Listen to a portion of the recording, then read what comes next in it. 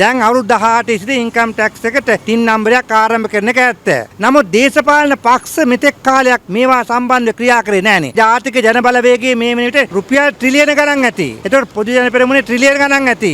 අපි දන්නේ නැහැ තියෙනවද නැති කියන්නේ. මේ කුඩා දේශපාලන පක්ෂ අතුගා දවණ්ඩයි මේ වත්මන් රජයට ඕනෑ කරන්නේ කියන එක මතක තියාගන්න.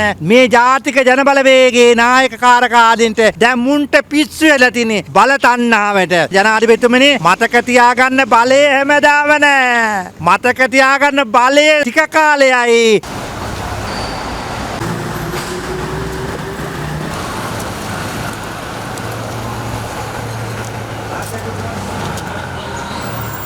අද මැතිවරණ කොමිෂන් සභාවේ ගෞරවනීය ගරු සභාපතිතුමාට මම දේශපාලන පක්ෂවල බදු සම්බන්ධව ලිපියක් බාර දුන්නා. මොකද මේ වෙන විට දේශීය ආදායම් බදු දෙපාර්තමේන්තුවෙන් සියලු දේශපාලන පක්ෂවල ඒ වගේම දේශපාලන පක්ෂවල තියෙන ආදායම් වාර්තා මේ අය ඉල්ලලා ටින් නම්බරයක් දීලා තියෙන්නේ. නමුත් මා ඉල්ලා හිටියා මැතිවරණ කොමිෂමේ සභාපතිතුමාගෙන් සියලුම දේශපාලන පක්ෂ ලේකම්වරු ගෙන්වලා මේ සම්බන්ධ සාකච්ඡාවක් කරන්න කියලා. ජාතික ජනබලවේගය, සමගි ජනබලවේගය, එක්සත් ජාතික පක්ෂය, පොදු ජන පෙරමුණ, ශ්‍රී ලංකා නිදහස් පක්ෂය, ජනසිත පෙරමුණ ආදී දේශපාලන පක්ෂ තවත් පක්ෂ වලින් මේ අයවැය ඉල්ලලා ඉල්ලීමේදී බදු වාර්තා ඉල්ලීමේදී අපිට ඒ පක්ෂ වලට ප්‍රශ්නයක් ඇති වෙනවා. මොකක්ද?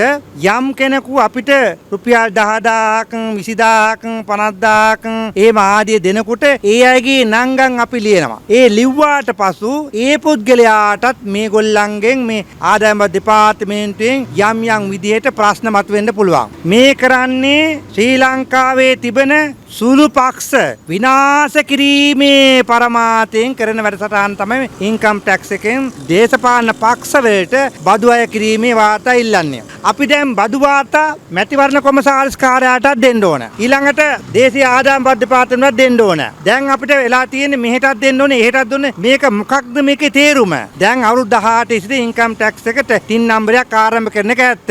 නමුත් දේශපාලන පක්ෂ මෙතෙක් කාලයක් මේවා සම්බන්ධව ක්‍රියා කරේ නැහනේ. උදාහරණයක් ජාතික ජනබලවේගයේ මේ මිනිට රුපියල් ට්‍රිලියන ගණන් ඇති. ඒතකොට පොදු ජන පෙරමුණේ ට්‍රිලියන ගණන් ඇති.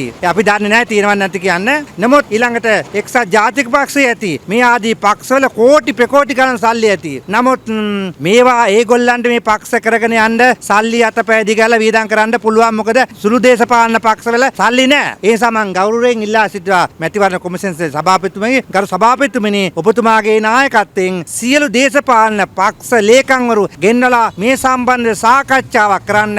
සාකච්ඡාවක් කරලා මේ සම්බන්ධයෙන් මොකද්ද ගන්නා තීරණය කියලා ඔබතුමාම අපිට තීරණයක් දෙන්න. එතෙක් අපි බලා ඉන්නවා. මොකද මේ මාසේ 15ට ඉස්සලා අපෙන් වාර්තා ඉල්ලලා තිනවා. 15ට ඉස්සලා මං ඉල්ලා හිටියා මේ දේ කරන්න කියලා. දැන් යන පොට හරි නෑ. මොකද සියලු කුඩා දේශපාලන පක්ෂ මතක තියාගන්න. මේ කුඩා දේශපාලන පක්ෂ අතුගා දවණ්ඩයි මේ වත්මන් රජයට ඕනෑ කරන්නේ කියන එක මතක තියාගන්න. මේ ජාතික ජනබලවේගයේ නායක කාරකාදීන්ට දැන් මුන්ට පිස්සු වෙලා තිනේ බල තණ්හාවට. එදා මන් දැක්ක රනිල් වික්‍රමසිංහලා, මහින්ද රාජපක්ෂලා, ඒ වගේම ගියාම චන්ද්‍රිකා බණ්ඩාරනායකලා මේ හැම කෙනාම පිස්සු කෙලියා, පිස්සු නැටුවා බලයට. දැන් මේගොල්ලන්මුත් බල තණ්හාවෙන් සුළු දේශපාලන පක්ෂ වලට දෙන ආධාර මුදලත් නැති කරන්නයි මේ කට්ටිය බලන්නේ. ඒ නිසා ජනාධිපතිතුමනි මතක තියාගන්න බලය හැමදාම නෑ. මතක තියාගන්න බලය ටික කාලයයි. අන්තිමට ඔබතුමාට අර මහින්ද රාජපක්ෂලා තිබුණේ 3න් 2ක බලයක් මහ විශාල ජනතාවක්. ඒ තාත්තට අන්තිමට ඔබතුමාට ජනෙල්වල එල්ලීගෙන ඉන්නේ ඉති මහ ජනතාව. ඔබතුමාලා මේකෙන් නාඩගම් කරුණාකරලා නතර කරන්න. ඒ වගේම තමයි ජනතාවට දුන්නු සහන මොනවද වත්මන් රජේ කිසිම සහනයක් ජනතාව දෙන අඩුම ගානේ මේ මුන් ටික අර අහිංසක ගොවියන්ගේ ලූණු ටික කෙලියන්නේ. ලූණු ටිකවත් මුන්ට ගන්න කොන්දක් පළ නැහැ. මුන් කරන්නේ අහිංසක ගොවියෝ ටික මරමරා උපදිනවා. දැන් නාමල් කරුණාට හොයන්නට CID එකෙන් දාන්න ඕන. කරුණාකර CID එකෙන් පත් කරන්න, බුද්ධියන්ගෙන් පත් කරන්න. නාමල් කරුණාරත්න කොහෙද කියලා දැන් ගොවියන්ට කෙලිනවා. ගොවියෝ ටිකත් අතරමං වෙනවා. ගොවියෝ විනාශයි. එසේනම් ජනාධිපතිතුමනි ඔබතුමාට තමයි කියන්න තියෙන්නේ. මේ සම්බන්ධව වහාම ක්‍රියාත්මක කළා. ක්‍රිකරේ යුත්තේ මොකද්ද කියන ඔබතුමාලාටත් මතක තියන් ජනතාව වරම හැමදාමත් නෑ. හැමතැනමත් නෑ. කිරි බොන්නේ ටික කාලයකට පමණයි කියන එක මතක තියාගන්න. මව කිරි බිව්වනම් වසර 5යි නම් ඒ වසර 5 පමණයි ඊට එහා බොන්න වෙන්නේ. ඇල් වතුර තමයි කියන එක මතක තියාගන්න.